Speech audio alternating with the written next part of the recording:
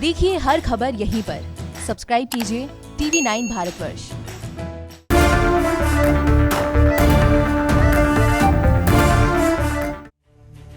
आपके साथ मैं हूं समीर अब्बास। TV9 भारतवर्ष के इस वॉर रूम में आज आपको दिखाएंगे ड्रैगन की आर्मी का नया ढोंग, जिनपिंग की कायर सेना का नया वीडियो, साथ ही आपको दिखाएंगे हिंदुस्तान का नया गुप्त ब्रह्मास्त्र जिससे ड्रैगन और पाकिस्तान तक कांप गए। क्या बेरूत धमाकों के गुनहगारों को सरेआम फांसी दी जाएगी? और व्हाइट हाउस को दहलाने कौन पहुंचा? ट्रंप प्रेस कॉन्फ्रेंस बीच में छोड़कर क्यों गए? साथ ही अमेरिका से चीन का बड़ा इंतकाम क्या है? कोरोना टाइम में पाकिस्तान की बेशर्मी का सबसे बड़ा सबूत दिखाएंगे और नेपाल के पीएम का अपनी गद्दी बचाने का नया हथकंडा क्या है यह भी बताएंगे। साथ ही 4 करोड़ की स्कॉलरशिप पाने वाली टॉपर बिटिया के साथ खौफनाक वारदात हुई तो सुशांत के पिता और रिया के रिश्तों का नया सच सामने आया है। तो शुरू करते हैं देश का बुलेटिन।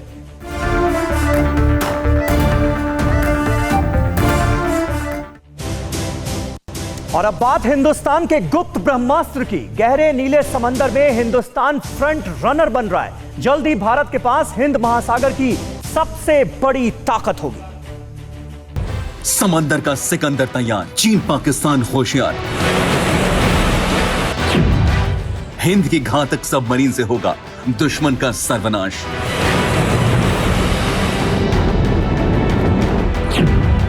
भारत का गुप्त ब्रह्मास्त्र अद्भुत, अविश्वसनीय। 42,000 करोड़ के प्रोजेक्ट को जल्द हरी झंडी। जी हां, यही हिंदुस्तान के स्टेल्थ सबमरीन यानी गुप्त पनडुब्बी। इसे गुप्त पनडुब्बी इसलिए कहा जाता है क्योंकि पानी के अंदर लंबे वक्त तक ऑपरेशन को अंजाम दे सकती है। उसे ईंधन के लिए सतह पर आने की फौरन जरूरत नहीं पड़ती। ये सबमरीन एटम बम से लैस होती है और पानी के अंदर लंबे समय तक रह सकती है। न्यूक्लियर रिएक्टर की वजह से इन सबमरीन को पानी के अंदर तेज रफ्तार से लंबी दूरी तक ऑपरेशन को अंजाम देने में मदद मिलती है।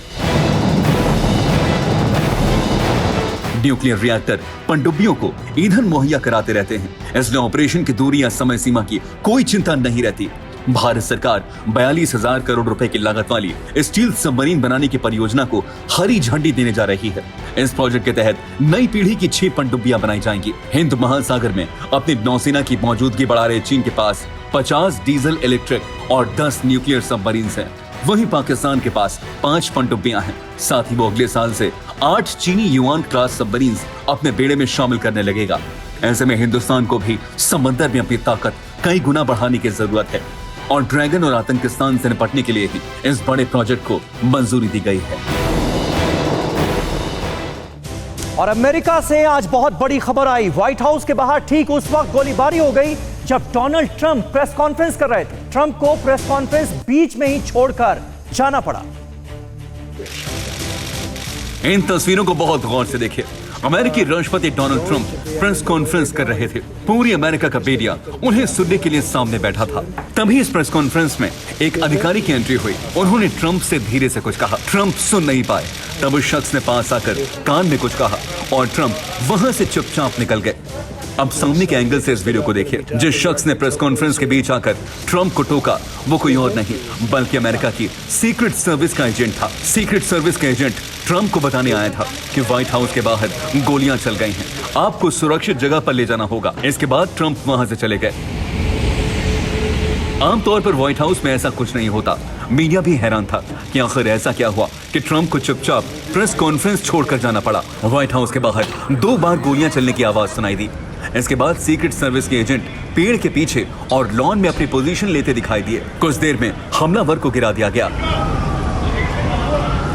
और ट्रंप ने दोबारा प्रेस कॉन्फ्रेंस में पूरी जानकारी दी। There was a shooting outside of the White House and seems to be very well under control. I'd like to thank the Secret Service for doing their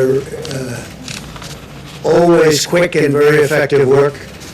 But there was an actual shooting and somebody's been taken to the hospital. I don't know the condition of the person. It seems that the person was shot by Secret Service.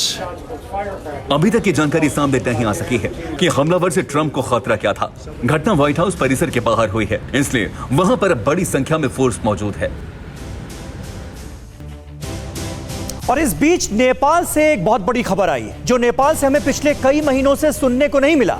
क्या नेपाल के PM ओली का हृदय परिवर्तन हो रहा है? इस report में देखिए। क्या नेपाल की नीयत बदल गई है? क्या नेपाल की अक्ल ठिकाने आ गई है? ड्रैगन के इशारे चलने वाला नेपाल क्या सुधर गया है?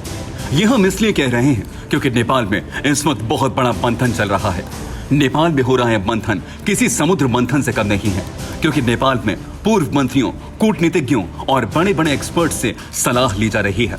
उनसे राय मांगी जा रही है कि आखिर भारत से किस तरह बातचीत शुरू की जाए, भारत से किस तरह संबंध सुधारे जाएं। दुनिया जानती है कि नेपाल भारत के टुकड़ों पर पलता है, भारत से भीख मांगकर अपने मुल्क की आवाम का पेट पालता है और अब शायद नेपाल पश्चाताप कर रहा है। नेपाली पीएम केपी शर्मा ओली ने हिंदुस्तान के खिलाफ बहुत जहर उगला है। ड्रैगन के इशारे पर बदले नियत के बाद नेपाल ने विवादित नक्शा भी जारी किया था। भारत से लगने वाली सीमा पर गड़बड़ी फैलाने की कोशिश की थी, लेकिन अब नेपाल की तरफ से भारत से दोबारा बातचीत के रास्ते खोजे जा रहे हैं। केपी ओली की सरकार को कोई खुद रास्ता नहीं सूझा तो विशेषज्ञों से सलाह ले रही है कि किस तरह दोबारा भारत के साथ रिश्तों को सामान्य किया जाए ताकि बातचीत का सिलसिला बहाल हो। काठमांडू पोस्ट की रिपोर्ट के मुताबिक पिछले कुछ हफ्तों में विदेश मंत्री प्रदीप ग्यावाली ने पूर्व मंत्रियों, कूटनीतिज्ञों और विशेषज्ञों से सलाह मशविरा किया है। ग्यावाली ने इस बात की भी पुष्टि की है कि भारत के साथ बातचीत के लिए कोशिश की जा रही है। ओली सरकार पर करोड़ों के भ्रष्टाचार के आरोप लग चुके हैं। दावा किया गया कि ड्रैगन के इशारे पर ओली ने हर बार चाल चली है, लेकिन अब लगता है कि ओली का हृदय परिवर्तन हो रहा है, क्योंकि नेपाल में ज्यादातर लोग अच्छी तरह जानते हैं कि उसका हित और भविष्य भारत के साथ चलने में ही है। चीन ने जिस तरह एशिया के कई छोटे मुल्कों को कर्जदार बनाकर जाल में फंसा लिया है, उससे नेपाल भी कहीं न कहीं अंदर ही अंदर डरा हुआ है। और नेपाल के पीएम केपी शर्मा ओली रामनवमी को राम मंदिर का शिलान्यास करने की योजना बना रहे हैं। इसके लिए उन्होंने पीएम ऑफिस में बैठक की और तैयारियों के निर्देश दिए। तेरा राम जी करेंगे बेड़ा पार, उदासी मन काहे को करे। कहते हैं कि जब कोई बादशाह अपने गलतियों से किसी राज्य को डुबो देता है तो अपनी देश की जनता का ध्यान दूसरी जगहों पर उलझा देता है, और ठीक यही नेपाल में हो रहा है। नेपाल के पीएम केपी शर्मा ओली नेपाल और अपनी गद्दी को संभाल नहीं पा रहे हैं। कोरोना जैसी महामारी में ओली जीरो साबित हुए। सिर्फ जीरो ही साबित नहीं हुए, शायद वो नेगेटिव भी चले गए। तो अब ओली नेपाल की भोली जनता का ध्यान बांटने के लिए राम नाम का ढोंग रच रहे हैं। अब पीएम ओली की कुर्सी खतरे में है तो वो राम का सहारा ले रहे हैं। केपी शर्मा ओली इस रामनवमी को नेपाल में राम मंदिर का शिलान्यास करने की योजना बना रहे हैं और अपना पुराना राग अलाप रहे हैं। ओली ने कहा कि राम नेपाल के चितवन जिले के माडी में ही जन्मे थे और इसके लिए पीएम ओली ने माडी के सभी जनप्रतिनिधियों के साथ पीएम कार्यालय में बैठक की और कहा कि आप तैयारी शुरू कीजिए, इसी रामनवमी को मंदिर का शिलान्यास होगा और नेपाल के अयोध्यापुरी में राम, लक्ष्मण और सीता की मूर्ति की स्थापना होगी। पीएम ओली जिस जगह पर राम जन्म का दावा करते हैं वहां अभी सिर्फ पत्थर हैं। यही दिखाकर पीएम ओली अपनी आवाम को धोखा दे रहे हैं, लेकिन नेपाल की आवाम ने उनका भयंकर विरोध शुरू कर दिया है। अब नेपाल में कई जगहों पर प्रदर्शन हो रहे हैं और इनफ इज इनफ अभियान जोर पकड़ने लगा है। लोग पीएम दफ्तर के बाहर प्रदर्शन करने लगे हैं। लोग साफ आरोप लगा रहे हैं कि ओली सरकार ने कोरोना की जांच और इलाज के नाम पर अरबों रुपए डकार लिए। ओली सरकार अपने गुरु चीन के सिद्धांत पर आंदोलनकारियों का दमन भी कर रही है। इन पर वाटर कैनन के साथ लाठियां भी बरसाई जा रही हैं। कई प्रदर्शनकारियों को हिरासत में लिया गया है। दमनकारी सरकार के पुलिस महिलाओं को भी जमकर पीट रही है। और घाटी में आतंकियों की घुसपैठ रोकने के लिए अब एक ऐप का सहारा लिया जाएगा, जिसमें जम्मू से श्रीनगर और श्रीनगर से जम्मू आने वाले ट्रकों का डेटा इकट्ठा होगा, जिससे आतंकियों के घुसपैठ के इस तरीके पर लगाम लगेगी। इस समय मैं मौजूद हूं जम्मू श्रीनगर नेशनल हाईवे पे। यहाँ पे आप देख सकते हैं जम्मू कश्मीर पुलिस के जवान किस तरीके से हर एक ट्रक की जो चेकिंग है बारीकी से कर रहे हैं। दरअसल जम्मू कश्मीर पुलिस की तरफ से एक ऐप जो है वो चलाई गई है जिसका नाम है नाका ऐप। इस ऐप का मेन मकसद है कि कोई भी ट्रक जो जम्मू श्रीनगर नेशनल हाईवे पे चलती है उस ट्रक ड्राइवर और कंडक्टर का जो डाटा है वो सेव किया जाए, और ये डाटा जो है सर्वर के ज़रिए जम्मू कंट्रोल रूम में बनाया गया है। कंट्रोल रूम जो है वो बनाया गया है। यहाँ पे आप देख सकते हैं कि जम्मू कश्मीर पुलिस के जवान किस तरीके से यहाँ पे डाटा को इस ऐप में डाउनलोड कर रहे हैं। मकसद है कि हर एक व्यक्ति की बारीकी से जांच की जाए। यहाँ पे पुलिस ऑफिसर हमारे साथ मौजूद है, उनसे बात करेंगे। ये ऐप का मेन मकसद क्या है? ये आपका बड़े अफसरों ने ये ऐसे है कि कोई भी हम चेकिंग जिसमें इनपुट है या कुछ है इसमें वो डालते हैं, हमें ये नया नंबर डालेंगे तो हम उसको प्रॉपरली चेक करते हैं, चेक करके फिर उसको छोड़ते हैं। उसका डिटेल, ड्राइवर का डिटेल, जो आदमी इसमें बैठे हैं उसकी डिटेल लिख के इसमें सेंड कर दे देते हैं। ये एक हमारा कंट्रोल रूम बना हुआ है जम्मू में, वो उधर सेंड हो जाता है। का जितना डाटा है वो कंट्रोल रूम में सेव हो जाता है और वो किसी टाइम भी हम देख सकते हैं। पहले हम रजिस्टर में एंट्री करते थे या कुछ में करते थे, उसमें सेफ नहीं रहती थी, इसमें वो सेव भी रह गए। किसी टाइम भी हमें पता चल सकता है कौन सा ड्राइवर गाड़ी लेके गया था, कौन कंडक्टर था, उससे कौन सी गाड़ी कहाँ जा रही है। हाँ, कहाँ जा रही है। तो यहाँ पे आप जम्मू कश्मीर पुलिस के जवान को सुन सकते हैं। बाकायदा जम्मू कश्मीर पुलिस की ये मकसद है कि किसी भी तरीके से ट्रक के जरिए आतंकी जो है वो घुसपैठ ना कर सके। और बुलंदशहर की टॉपर बिटिया सुदीक्षा भाटी केस से जुड़ी बड़ी खबर इस वक्त आ रही है। पुलिस को इस मामले में अहम सुराग हाथ लग गया है। घटना स्थल से 3 किलोमीटर दूर का एक सीसीटीवी फुटेज सामने आया है जिसमें बुलेट पर संदिग्ध मनचले दिखाई दे रहे हैं। यह सीसीटीवी औरंगाबाद पुलिस चौकी के सामने एक दुकान का है जहां एक सीसीटीवी कैमरा लगा हुआ था और इस कैमरे में बुलेट सवार 2 संदिग्ध दिखाई दे रहे हैं। इस सीसीटीवी के आधार पर अब पुलिस अपनी जांच आगे बढ़ा रही है। सुदीक्षा भाटी बुलंदशहर की वो टॉपर बिटिया जिसके साथ मनचलों ने छेड़खानी की और छेड़खानी का सिलसिला तब तक जारी रहा जब तक जिस बाइक पर सुदीक्षा भाटी अपने चाचा के साथ जा रही थी वो हादसे का शिकार नहीं हो गई। हादसा होता है, बाइक पलटती है और सुदीक्षा के सिर पर चोट लगती है जिसकी वजह से उनकी जान चली जाती है, मौत हो जाती है। सुदीक्षा भाटी 3 करोड़ की स्कॉलरशिप इन्होंने हासिल की थी और उसके बाद अमेरिका पढ़ने के लिए गई थी। छुट्टियों में वो घर लौट आई थी क्योंकि कोरोना काल चल रहा था और 20 अगस्त को उन्हें वापस जाना था अमेरिका अपनी पढ़ाई कंटिन्यू करने के लिए, लेकिन उससे पहले यह भयानक हादसा हो गया सुदीक्षा के साथ। मोहित ओम हमारे संवाददाता इस वक्त हमारे साथ मौजूद हैं। मोहित, ये सीसीटीवी फुटेज कितनी अहम, पुलिस की जांच कहां तक पहुंची? बिल्कुल समीर, जिस तरीके से सीसीटीवी फुटेज सामने आया है, बताया जा रहा है कि स्पॉट से 3 किलोमीटर पहले दूर एक सीसीटीवी कैमरा लगा था, उसमें जो बुलेट जाती हुई नजर आई है जिसमें वो 2 जो संदिग्ध है वो उसमें नजर आ रहे हैं। क्योंकि जिस तरीके से जो तो पूरी पहचान करती है बुलेट में छोटे नंबरों में न्यूमेरिकल्स में नंबर प्लेट के साथ उसमें एक शब्द लिखा हुआ था, वो शब्द के बारे में भी जांच दी थी और उसी बुलेट है उसी सीसीटीवी कैमरे में लगा है पुलिस उसी एंगल। चलिए मोहित, बहुत बहुत शुक्रिया आपका इस ताजा जानकारी और अपडेट के लिए। और सुदीक्षा केस में बुलंदशहर के डीएम रविंद्र कुमार का बयान भी सामने आया है। सुदीक्षा के साथ मामा नहीं थे बल्कि भाई साथ में थे, ये वो कह रहे हैं। सुदीक्षा का भाई निगम भाटी नाबालिग है, ये डीएम का कहना है और शुरुआती जांच में छेड़छाड़ का मामला नहीं है, ये कह रहे हैं डीएम। ये एक नया तथ्य बिल्कुल सामने आया है क्योंकि परिवार ये कह रहा है कि अपने चाचा के साथ सुदीक्षा बाइक पर जा रही थी और 2 मनचले जो कि बुलेट पर सवार थे वो लगातार छेड़खानी कर रहे थे। उन्होंने बुलेट आगे जाकर रोकी जिसकी वजह से चाचा को अपनी बाइक का ब्रेक जो है वो इस्तेमाल करना पड़ा और उसके बाद यह हादसा हो गया। लेकिन डीएम कुछ और ही कहानी कह रहे हैं।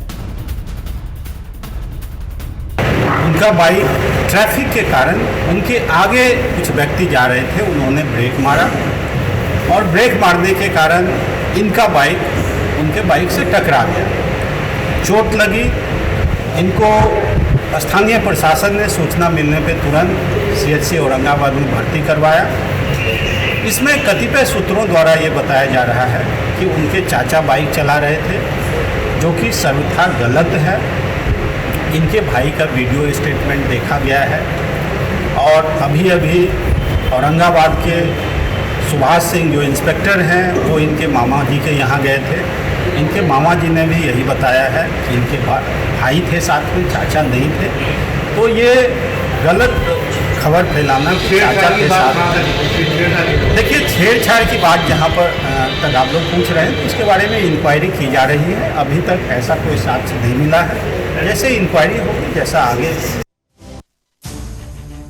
तो अभी चाचा बाइक चला रहे थे या भाई चला रहे थे बाइक, ये पता लगाना पुलिस की प्रायोरिटी होना चाहिए या उन मनचलों को पकड़ना पुलिस की प्रायोरिटी होना चाहिए, ये अपने आप में एक बड़ा सवाल जहन में आता है। अब आपको दिखाते हैं कि बुलंदशहर में टॉपर बिटिया के साथ दरअसल हुआ क्या था। I want to make sure that my half a dozen get a fair chance at doing well in life. They should be able to learn in the best environment and reach wherever they want. Also, our dream of starting a chain of evening schools in rural India where children, especially girls, can come and study. A school that is always within their reach, giving them a safe and secure environment to study and equip them for a bright tomorrow. Bulandshahr के हर बच्चे को, हर माँ बाप को, हर school को, यहाँ तक कि भारत को इस बच्चे पर नाज था। छोटी जगह से निकलकर अमेरिका के बॉब्सन कॉलेज तक पहुंची। सरकार की तरफ से 3 करोड़ 80 लाख रुपए की स्कॉलरशिप मिली थी, लेकिन बुलंदशहर की सड़कों पर उसके साथ अनहोनी हुई। कुछ मंचलों ने छेड़ा। बुलेट पर सवार ये लोग सुदीक्षा की मोटरसाइकिल के आसपास स्टंट करने लगे। मंचलों ने बुलेट पर ब्रेक लगा दिया। सुदीक्षा के भाई से बाइक का कंट्रोल खो गया। सुदीक्षा चलती बाइक से गिर गई और मौके पर ही दम तोड़ दिया। माने तो एकदम से इमरजेंसी माने ब्रेक मारे और हमारी 30 की स्पीड होगी। दीदी गिर गई। दीदी पीछे गिर गई, मेरे कुछ नहीं हो, मैं आगे जाके गिरा बाइक से। दीदी एकदम गिरता सड़क पर से। सुदीक्षा की मौत से लोगों में गुस्सा है। सुदीक्षा का परिवार इंसाफ की मांग कर रहा है, जबकि पुलिस ने इस मामले में अब तक FIR भी दर्ज नहीं की है और छेड़खानी की बात से साफ इनकार कर रही है। नहीं, छेड़छाड़ की घटना का कोई अभी इस तरह का प्रकाश में कोई नहीं आया। एक्सीडेंट की सूचना मिली थी, एक्सीडेंट पे आसपास के लोग भी आ गए थे, हम लोग भी तत्काल पहुंच गए। सुदीक्षा की किस्मत रातों रात तब बदली जब उन्हें अमेरिका के बॉब्सन कॉलेज से 3 करोड़ 80 लाख की स्कॉलरशिप मिली। उनके पिता ढाबा चलाकर परिवार का गुजारा करते थे। बेटी से सबको बड़ी उम्मीदें थीं, मगर एक हादसे ने सारे सपनों का खून कर दिया। अब परिवार को इंसाफ का इंतजार है। और सुशांत सुसाइड मिस्ट्री से जुड़ी हुई इस वक्त की बड़ी खबर, ईडी ने रिया के दोनों फोन जब्त कर लिए हैं। रिया के पिता इंद्रजीत चक्रवर्ती और भाई शौविक का भी फोन जब्त कर लिया गया है। सूत्रों के हवाले से बड़ी खबर यह है कि रिया एंड फैमिली के जवाब से ईडी यानी प्रवर्तन निदेशालय संतुष्ट नहीं है। पूछताछ में सबने अलग अलग बातें की हैं। रिया, उसके पिता और भाई के बयान आपस में विरोधाभासी हैं, जिसके बाद यह कार्रवाई की गई है। तीनों के फोन जब्त कर लिए गए। अब आपको दिखाते हैं कि सुशांत के पिता का एक व्हाट्सएप मैसेज जो सामने आया है वो क्या कह रहा है, जो सुशांत की मैनेजर और रिया को किया गया। अब इस केस में शक और भी गहराने लगा है। के पिता केके सिंह की व्हाट्सएप चैट से अब नए खुलासे होने हैं। केके सिंह के व्हाट्सएप मैसेज का स्क्रीनशॉट सामने आया है, जिसमें वो रिया से सुशांत का हाल जानना चाह रहे हैं। इस स्क्रीनशॉट से ये साफ हो रहा है कि रिया सुशांत से उनके पिता की बात नहीं कराती थी। सिर्फ इतना ही नहीं, इस मैसेज के सामने आने के बाद सुशांत की मैनेजर श्रुति मोदी पर शक और भी गहरा गया है। हम आपको दोनों व्हाट्सएप चैट दिखा रहे हैं जो 29 सितंबर को सुशांत के पिता केके सिंह ने रिया चक्रवर्ती और श्रुति मोदी को भेजा था। इनमें वो अपने बेटे से बात करने की गुहार लगा रहे हैं और मैनेजर श्रुति को तो यहां तक कहते हैं कि तुम मेरी टिकट करा दो, मैं मुंबई आ जाता हूं। केके सिंह ने दावा किया है कि रिया परिवार वालों से भी सुशांत की बात नहीं होने देती थी। पहला मैसेज उन्होंने रिया की बिजनेस मैनेजर श्रुति मोदी को 12:16 पर किया। उसके बाद 12:34 पर रिया चक्रवर्ती को। सुशांत के पिता अपने बेटे को लेकर काफी परेशान थे। न रिया उनसे बात कर रही थी और न ही श्रुति मोदी। पहले देखिए श्रुति को भेजा गया मैसेज। मैं जानता हूं कि सुशांत के सारे काम और उसे भी तुम देखती हो। वो अभी किस स्थिति में है इसके लिए बात करना चाह रहे थे। कल सुशांत से बात हुई थी तो उसने कहा कि मैं बहुत परेशान हूं। अब तुम सोचो कि एक पिता को कितनी चिंता होगी उसके लिए, इसलिए तुमसे बात करना चाह रहा था। अब तुम बात नहीं कर रही हो तो मैं मुंबई जाना चाहता हूं, फ्लाइट की टिकट करा दो। एक परेशान पिता का दर्द इससे भी समझा जा सकता है कि अगले ही मिनट केके सिंह रिया को भी मैसेज करते हैं।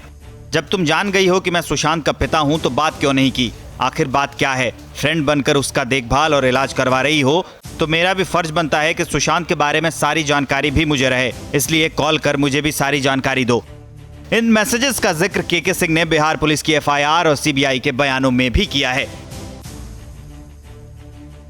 तो सुशांत केस में ईडी एक तरफ पूछताछ कर रहा है, उधर CBI भी छानबीन में जुट चुकी है। CBI लगातार सुशांत के परिवार के संपर्क में है। सुशांत के परिवार से डिटेल जुटाने की कोशिश कर रही है CBI की टीम।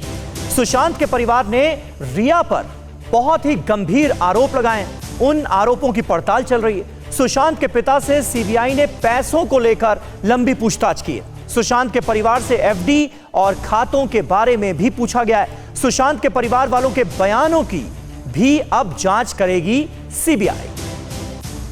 फिक्र आपकी, सोमवार से शुक्रवार रात 9 बजे सिर्फ TV9 भारतवर्ष पर।